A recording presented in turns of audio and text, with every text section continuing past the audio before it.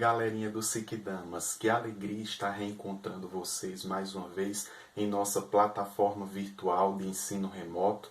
É um prazer imenso poder estar entrando na casa de vocês através dessa nova experiência que essa pandemia nos forçou a viver, mas que nós temos tentado nos adaptar. Acredito que essa primeira semana de aulas foi um momento de adaptação tanto para vocês como para nós professores, mas no nosso primeiro encontro, na nossa primeira reunião, tivemos a oportunidade de revisar alguns pontos, algumas temáticas principais que debatemos já nesse primeiro trimestre e que hoje, no nosso segundo encontro, daremos continuidade.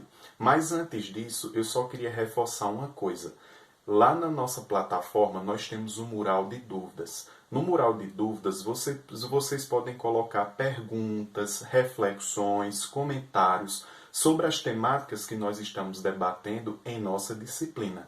Então conto com as interações de vocês também lá no nosso canal. Preparados para a aula de hoje? Então vamos à aula! Bem, galerinha, dando continuidade às discussões que realizamos em nosso último encontro, é fundamental perceber que para consolidarmos as bases de um fecundo, fértil, determinado projeto de vida, é fundamental percebermos as influências que se dão sobre nós no processo de construção desse projeto de vida.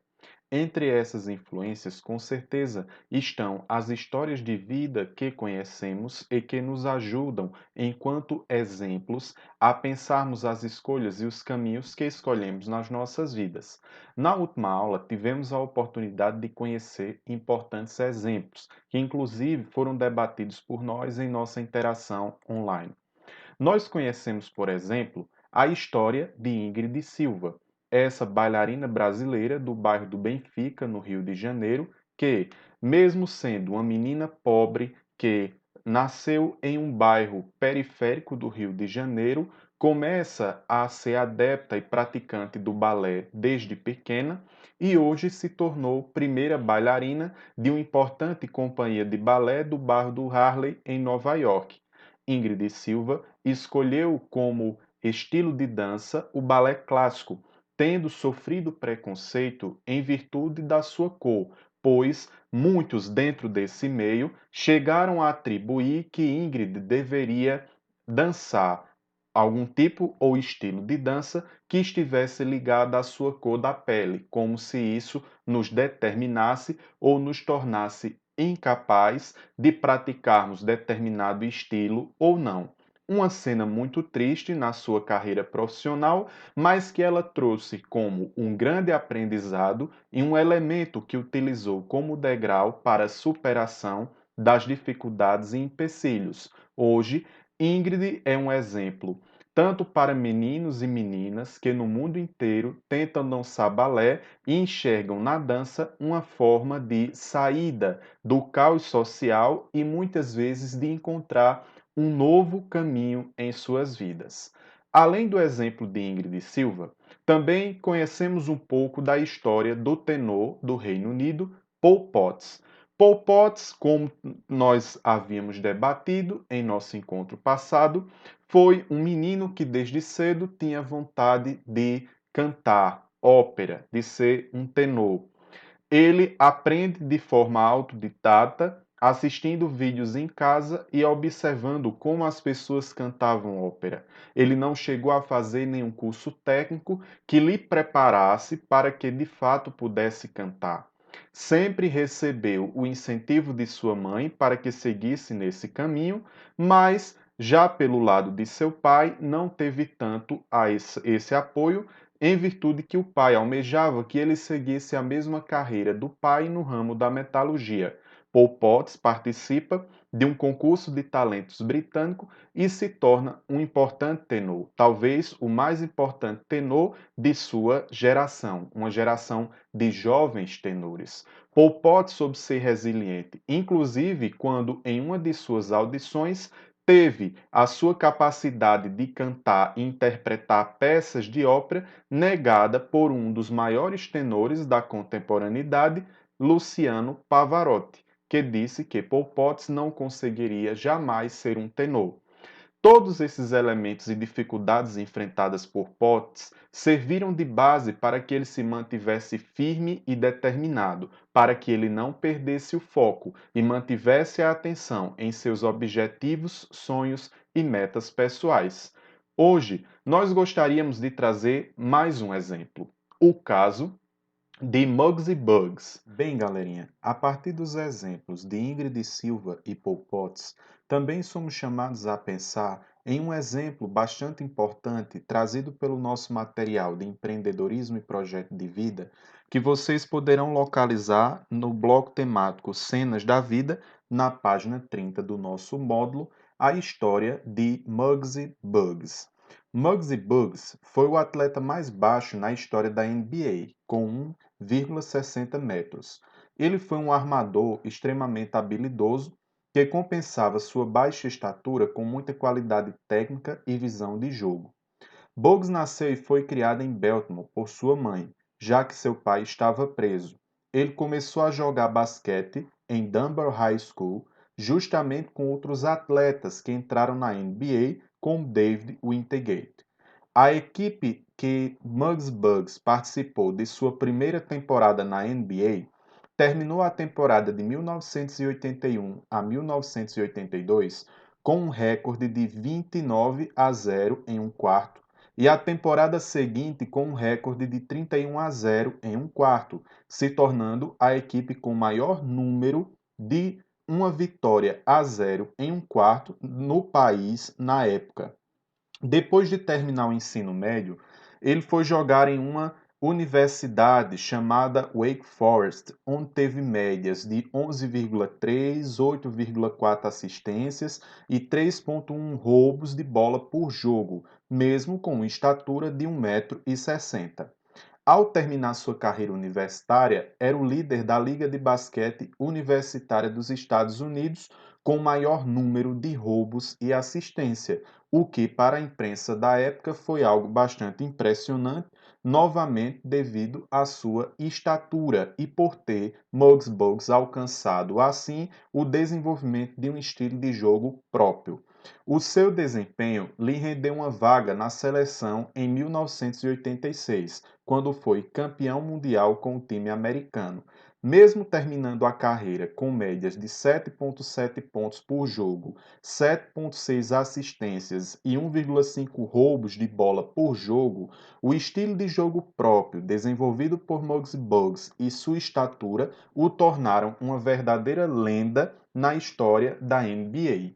Desse modo, quando observamos a trajetória pessoal de Muggsy Bogues, começamos a perceber que, assim como Paul Potts e Ingrid Silva, ele também foi uma pessoa que provavelmente ouviu de muitos quando disse que seu sonho era tornar-se um jogador de basquete, que seria impossível dado principalmente a sua estatura. Mas Muggsy Bogues desenvolveu uma estratégia muito importante para o desenvolvimento de sua carreira profissional: o foco e a atenção. O foco e a atenção são elementos principais que dão a base para que você possa traçar metas, objetivos de médio, longo e curto prazo na construção do seu projeto de vida. Então, desse modo, para conhecermos mais um pouco da trajetória brilhante de Muggsy Bogues, vejamos essa bela apresentação.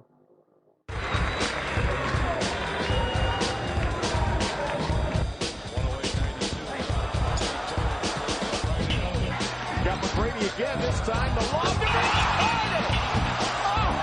are you kidding me?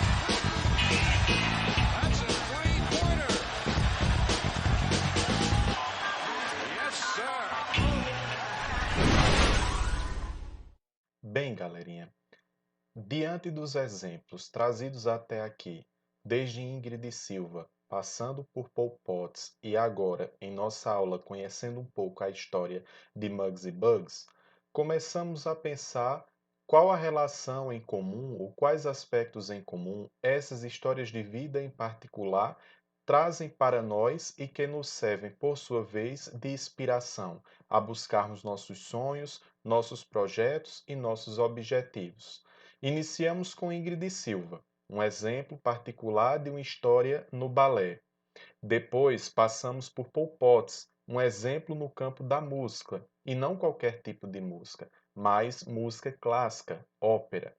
Depois adentramos um terceiro aspecto dessas histórias, a prática do esporte, o basquete. Muggsy Bogues tido como o jogador mais baixo em estatura a jogar na NBA. O que será que essas três histórias de vida têm em comum? Segundo Daniel Goleman, fundador da teoria da inteligência emocional e responsável por ter popularizado esse conceito, tendo em vista que o conceito de inteligência emocional já era debatido por outros psicólogos antes do próprio Daniel Goleman, mas ele foi responsável com esse livro aqui, ó, a divulgar, propagar, tornar popular esse conceito de inteligência emocional, nós começamos a pensar sobre o que essas histórias de vida têm em comum. Desse modo, em um outro livro chamado Foco, Daniel Goleman trabalha a ideia da atenção enquanto um músculo que nós temos que treiná-lo, que nós temos que promovê-lo, que nós temos que trabalhá-lo para que ele possa ser fortificado e cada vez mais tornar-se resistente. Qualquer músculo, a partir da atividade física, tem como objetivo com que ele seja tonificado, com que ele se torne resistente a lesões, por exemplo. Não está envolto unicamente à busca da estética, mas há principalmente aspectos de saúde, no que diz respeito ao cuidado com o corpo e à saúde de cada um.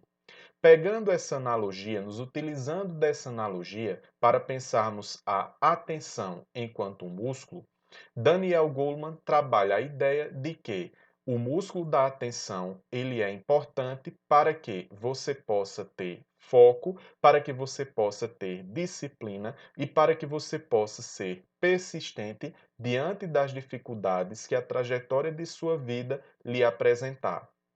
Qual o elemento que Ingrid Silva, Paul Potts e Bugs tinham em comum? Com certeza, a atenção. Segundo Daniel Goleman, a atenção hoje é um dos elementos que mais se destacam na personalidade de figuras que exercem papel de liderança e que alcançaram cargos de sucesso, por exemplo, nos campos em que atuam. Pensando essas três áreas, o balé, o esporte e a música, eles se tornaram referências para seus pares, para os outros profissionais de sua área. Quantas meninas, por exemplo, hoje no balé, não sonham em ter ou alcançarem o patamar de carreira de Ingrid Silva? E aí nós começamos a perceber que eles se tornam importantes exemplos para pensarmos como temos trabalhado a questão da atenção no nosso dia a dia. E para isso, para que esse músculo possa ser treinado, Daniel Goleman atribui três tipos ou denomina três tipos de atenção. O primeiro tipo é o foco em si mesmo. Eu preciso olhar para mim. Eu preciso saber qual é o meu potencial. Eu preciso saber quais são meus pontos fortes, quais são meus pontos fracos e preciso, inclusive, fazer uma análise crítica das minhas limitações ou fragilidades. Perceber o que é que eu posso melhorar. Perceber como é que eu posso me aprimorar naquilo que eu faço, sempre buscando uma melhor versão de mim mesmo. Isso não é uma frase clichê, pessoal.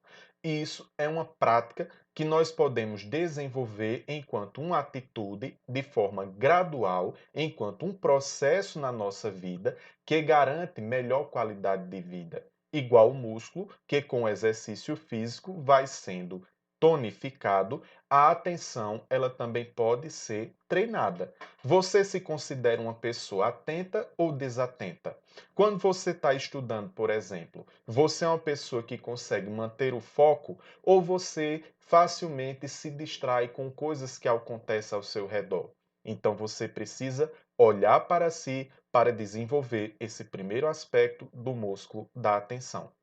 Um segundo aspecto muito importante é a questão do foco nos outros. E o foco nos outros se traduz principalmente porque nós vivemos em sociedade. E a vivência em sociedade impossibilita que nós vivamos no mundo achando que não precisamos de ninguém ou que podemos viver sozinhos. O foco nos outros nos educa para a empatia ou para não agirmos de forma egoísta, pensando unicamente na satisfação de nossas necessidades ou de nossos interesses pessoais, mas pensando, galerinha, principalmente as necessidades daqueles que estão à nossa volta.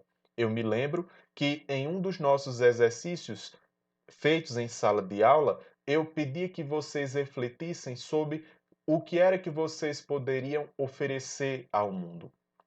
E esse oferecer ao mundo diz respeito a uma melhor versão de vocês mesmos para aqueles que estão ao seu redor. Começando com aqueles que estão na casa de vocês, com quem vocês convivem, ao espaço da escola e a outros espaços que vocês possam estar e atuarem. É fundamental sempre observarmos a empatia e a necessidade de que eu só sou com os outros. Ninguém consegue ser sozinho devido à vivência em sociedade e às relações que estabelecemos. Um terceiro aspecto importante para pensarmos sobre isso é o foco no meio ambiente. Diante do mundo no qual vivemos, qual é a contribuição que eu, enquanto pessoa, posso oferecer para que o mundo venha a tornar-se um lugar melhor? Também em uma de nossas atividades em sala de aula, eu perguntava o que é que você gostaria de ser pago para fazer enquanto uma profissão que você se identificasse, que gostasse, mas também eu perguntava o que é que você gostaria de oferecer para o mundo, para que o mundo se tornasse um lugar melhor. Diante da situação que o mundo atravessa hoje, como eu posso atuar de modo a tornar o mundo um lugar melhor? E o mundo, pessoal, não é uma entidade abstrata diante de nós. O mundo se faz presente onde eu estou. E como é que eu posso transformar esse lugar no qual estou em um ambiente melhor? Então, nós temos três focos principais para que nós possamos ser um bom líder ou para que nós possamos ser excelentes pessoas e profissionais nas áreas de atuação que almejarmos. Foco em nós mesmos, foco nos outros e foco no ambiente. Principalmente porque hoje nós vivemos em uma sociedade da informação, onde somos bombardeados constantemente por um universo de informações ilimitadas. Segundo o professor Mário Sérgio Cortella, hoje, uma criança de 10 anos, ela tem acesso a mais informações do que o imperador Júlio César no auge do Império Romano. Então, nós começamos a refletir como a nossa subjetividade é afetada por esse universo e como nós nos tornamos indisciplinados ou perdemos a atenção de forma muito fácil. Eu inicio a leitura de um texto, imediatamente eu recebo o sinal de uma mensagem no WhatsApp, eu paro a leitura do texto e vou olhar o que é que se passa no WhatsApp. Imediatamente eu já recebo um outro chamado e gradativamente nós vamos seguir da nossa vida dessa forma. Parece que não conseguimos focar em nada. Como tem estado a minha vida hoje? Como eu tenho lidado com essa esfera da atenção e como eu posso treinar esse músculo da atenção para que eu seja uma pessoa mais dedicada e atenta? Fiquem com essa reflexão de Daniel Goleman para abrir um pouco das discussões que fizemos nessa aula e até a próxima aula, galerinha. Grande abraço. Espero contar com as interações de vocês em nosso mural de dúvidas. Até lá! Hi, I'm Daniel Goleman.